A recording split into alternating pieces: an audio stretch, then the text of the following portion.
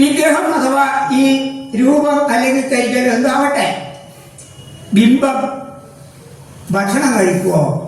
ഞാൻ നിങ്ങളോട് ചോദിക്കുക, കഴിക്കുവോ?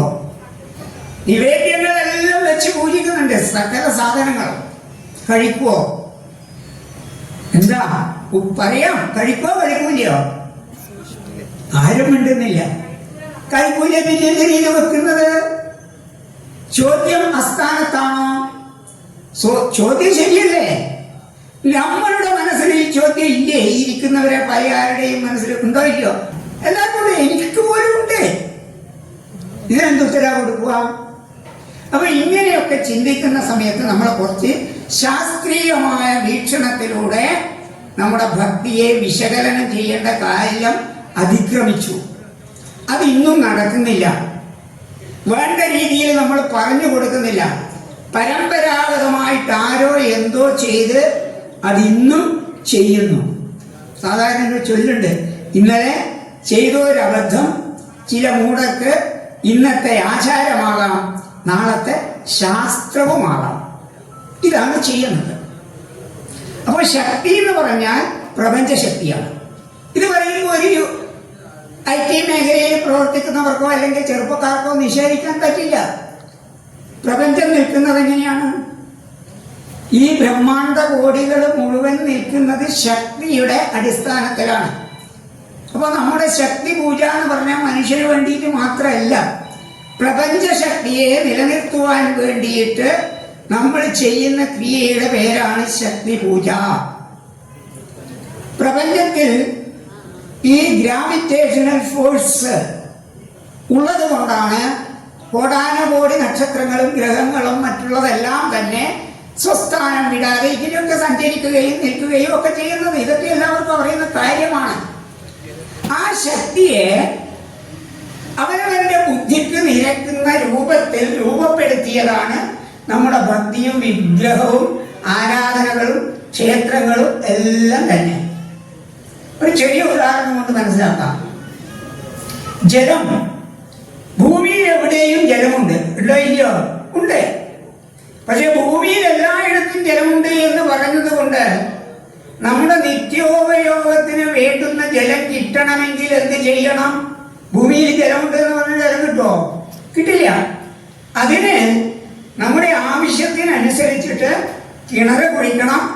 കുഴിച്ചാൽ പോരാ, ആ ജലം നമുക്ക് ഉപയോഗയോഗ്യമായ രീതിയിൽ ഉപയോഗിക്കാൻ പറ്റുന്ന സംവിധാനവും ഏർപ്പെടുത്തിയാൽ മാത്രമേ ആ ജലം നമുക്ക് ഉപയോഗിക്കാൻ സാധിക്കൂ. ഇതേപോലെയാണ് ശക്തി.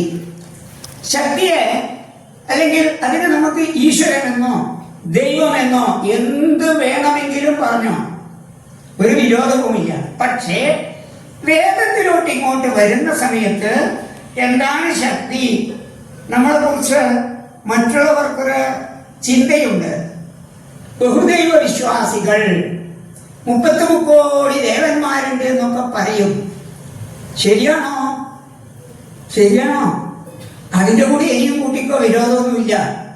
പക്ഷേ വേദത്തിലേക്ക് ചെല്ലുന്ന സമയത്ത് നമുക്ക് കാണാൻ സാധിക്കുന്ന എന്താ ഈശ്വരൻ ദൈവം അറിയോ? ഏകോ ദേവ സർവഭൂതേഷു ഗൂഢ സർവവ്യാപി സർവഭൂതാന്തരാത്മാ കർമാധ്യക്ഷ സകല ഭൂതാദിവാസ സാക്ഷി ചേത കേവലോ നിർഗുണശ്ച. ഈശ്വരന്റെ ദൈവത്തിന്റെ ഡെഫിനിഷൻ, നിർവചനം. ശാസ്ത്രത്തിൽ ഓരോന്നിനും ഓരോ നിർവചനം ഇല്ലേ? ആ നിർവചനമാണ് ഈ പറഞ്ഞത്. ഏകോ ദേവ, പ്രശ്നം തീർന്നോ? ദൈവം എത്രയുണ്ട്? ഏകോ ദേവ, ഒരൊറ്റ. പിന്നീട് അതിന്റെ വിശദീകരണമാണ് സർവഭൂതേഷു ഗൂഢ. എങ്ങനെയിരിക്കുന്നു? സർവഭൂതങ്ങളിലും, ഭൂതം മീൻസ് ദ്രവ്യം, സർവദ്രവ്യങ്ങളും. ദ്രവ്യം ഉണ്ടോ എന്ന് ചോദിച്ചാൽ സയൻസിൽ ദ്രവ്യം ഇല്ല കേട്ടാ. പക്ഷെ എന്നാലും നമുക്ക് കാണുമ്പോഴും നേരത്തെ പറഞ്ഞതുപോലെ ഗൗണസത്യമാണ് ദ്രവ്യം. ദ്രവ്യം എന്ന് പറയുന്നതില്ല, നേച്ചർ എന്ന് പറയുന്നില്ല. ഞാനും നിങ്ങളും ഒക്കെ തോന്നുന്നതാണ്. അതാണ് സയൻസ്, ഫിസിക്സ്.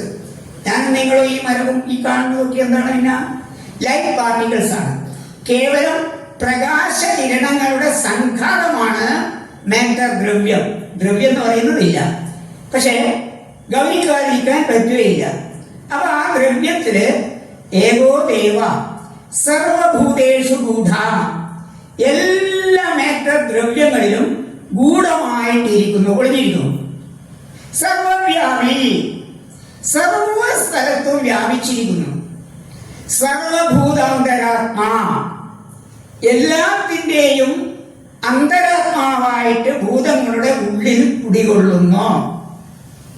കർമാധ്യക്ഷ, ഏത് കർമ്മവും, സൽക്കർമ്മമായാലും ശരി ദുഷ്കർമ്മമായാലും ശരി സങ്കലിതമായിട്ടായാലും ശരി, ഏത് കർമ്മം ചെയ്യുന്നതിൻ്റെയും അധ്യക്ഷ സ്ഥാനത്ത് നിൽക്കുന്ന ശക്തിയാണ് സർവഭൂതാന്തരാത്മാ കർമാധ്യക്ഷ. സകല ഭൂതാധിവാസ, എല്ലാ ഭൂതങ്ങളിലും അധിവസിക്കുന്നു. കരിങ്കല്ലിന് ജീവനുണ്ടോ? ഉണ്ടോ? ഉണ്ടോ? ഇല്ല എന്നാ പറയാ. എന്നാ ഇല്ലേ? ഇല്ലേ? എന്തൊരു മാഷ, എന്തെങ്കിലും പറയുന്നില്ലേ? മാഷയെ ഓടിക്കോ. കരിങ്കല്ലിലും എല്ലാ ദ്രവ്യത്തിന്റെയും അടിസ്ഥാന ഘടകം എന്താ? കണങ്ങളാണ്, ആറ്റംസ് ആണ്. ആറ്റംസ് എന്ത് ചെയ്യുന്നു? എല്ലാ ദ്രവ്യങ്ങളിലെയും ആറ്റംസ് സ്വസ്ഥാനം വിടാതെ സ്പന്ദിച്ചുകൊണ്ടേ ഇരിക്കുന്നു. ശരിയാ തെറ്റോ? ശരിയോ തെറ്റോ? ശരി. സ്പന്ദനം എന്ന് പറയുന്നത് എന്തിന്റെ ലക്ഷണമാണ്? ചലനം എന്ന് പറയുന്നത് എന്തിന്റെ ലക്ഷണമാണ്? ചൈതന്യത്തിന്റെ ലക്ഷണമാണ് ചലനം. അങ്ങനെ ആകുമ്പോൾ ആ കരിങ്കല്ലിലും ഉണ്ട്. അതാണ് ഈ പറഞ്ഞതിന്റെ അർത്ഥം. സർവഭൂതാധിവാസ, സാക്ഷി, ചേതോ, കേവലോ, നിർഗുണശ്ച, സർവത്തിനും സാക്ഷിയാണ്. ചേതസ് ചൈതന്യമുള്ളവരെയാണ്.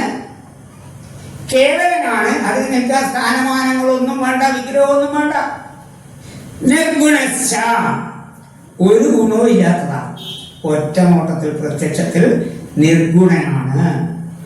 പക്ഷെ ഇതിനെ നമുക്ക് അനുഭവവേദ്യമാക്കി തീർക്കാൻ പറ്റുന്ന വിധത്തിൽ നേരത്തെ കിണറുകുത്തിയിട്ട് എങ്ങനെയാണോ നമ്മുടെ ആവശ്യത്തിന് ജലം ഉപയോഗിക്കാൻ സാധിക്കുന്നത്, അതുപോലെ ക്ഷേത്രങ്ങളിലൂടെ, വിഗ്രഹങ്ങളിലൂടെ, തറകളിലൂടെ, സ്ഥാനങ്ങളിലൂടെ, മനനങ്ങളിലൂടെ